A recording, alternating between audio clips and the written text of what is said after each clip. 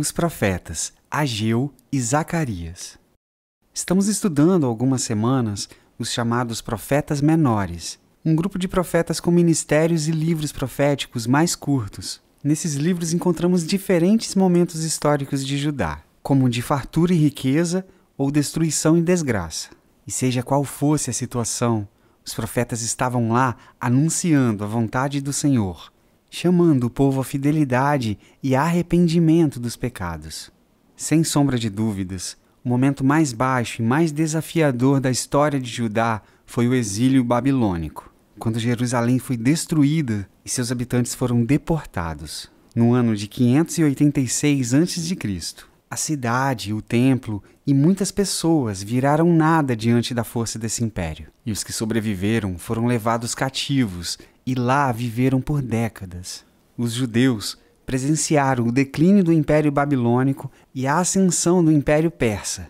À medida que ganhavam o favor de novos reis em domínio, os judeus foram conquistando espaço e liberdade. O modo de governo dos persas também era diferente dos babilônios. Tanto que Ciro, um rei persa, foi o responsável por permitir que os judeus começassem a retornar a Jerusalém, no ano de 538 a.C.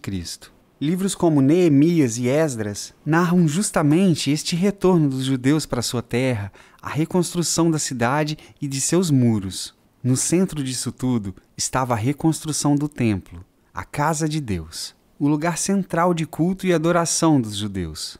Os profetas que estudaremos hoje, Ageu e Zacarias, profetizaram neste contexto, e boa parte da preocupação deles girava em torno da dedicação que os judeus deveriam ter em relação ao templo. Ageu. Ageu foi o primeiro dos profetas pós-exílicos, mas a Bíblia não fornece muita informação sobre ele. Pela sua escrita, porém, podemos deduzir que ele vivia em Jerusalém. Tinha certa proximidade com o templo, com o sumo sacerdote e, em especial, com Zorobabel, governador de Judá. Essa proximidade permitiu que o profeta falasse diretamente dos pecados do povo e recebesse muita atenção. Ele é um dos poucos profetas que temos certeza de ter sido ouvido e atendido. O povo, de fato, mudou suas atitudes depois de ouvir sua pregação. A preocupação de Ageu era em relação às prioridades do povo. Os judeus haviam voltado para Jerusalém para reconstruir o templo, mas tanto o templo quanto o culto ao Senhor estavam sendo negligenciados por motivos egoístas. Ao retornarem a uma terra destruída, cada um se preocupou apenas com a sua própria parte, suas casas e os seus negócios. Tal negligência apenas trouxe prejuízo ao povo, como Ageu declarou. Vocês têm plantado muito e colhido pouco. Comem e não se fartam. Bebem e não se satisfazem. Recebem salário e o colocam em uma bolsa furada. De fato, se Deus não estiver no lugar certo em nossas vidas, nada é verdadeiramente produtivo e frutífero. Deus estava permitindo tudo isso ao povo para mostrá-los o caminho correto. Ageu ergueu a voz e proclamou a mensagem do Senhor, e o resultado foi extraordinário.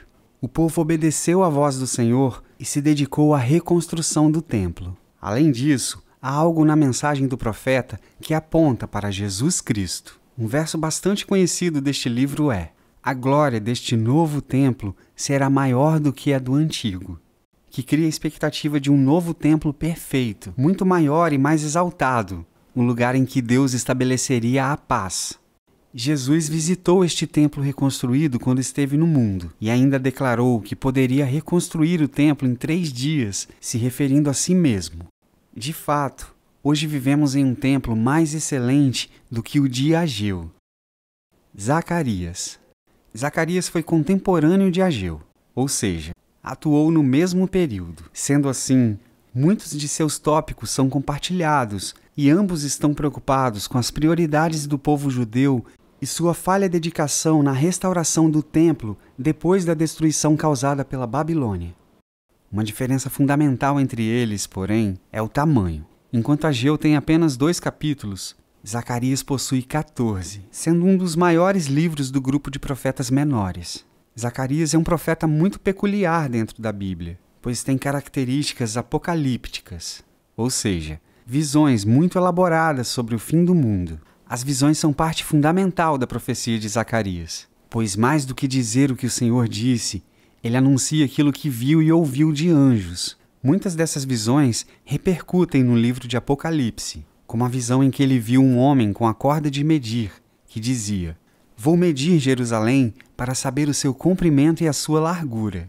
Uma visão que apontava para a grandeza do novo reino de Deus, em que ele mesmo seria como um muro ao redor da cidade. Outras visões chamam a atenção nesse livro, como a visão das 2 oliveiras, do candelabro, do pergaminho que voava sobre a cidade, das 4 carruagens e também da mulher dentro de um cesto, simbolizando a perversidade no meio da Babilônia. Zacarias é um profeta com um tom muito positivo, sendo muito esperançoso em sua mensagem. Uma de suas declarações mais famosas foi perfeitamente cumprida por Jesus. "Exulte, Jerusalém! Eis que o seu rei vem a você, justo e vitorioso, humilde e montado num jumento, um jumentinho cria de jumenta." Juntos, tanto Ageu como Zacarias atuaram em meio ao povo de Judá, no Reino Sul, os encorajando a retornar à importante tarefa de reconstruir o Templo de Jerusalém. A mensagem foi ouvida e atendida. Mas será que o povo aprendeu a lição durante o exílio? Mais 2 outros profetas foram levantados por Deus alguns anos depois, e nós os estudaremos na próxima semana. Se você gostou deste vídeo, não deixe de curtir e se inscrever no canal. Nos siga em nossas redes sociais e baixe o aplicativo da Bíblia em seu tablet ou smartphone. Até a próxima!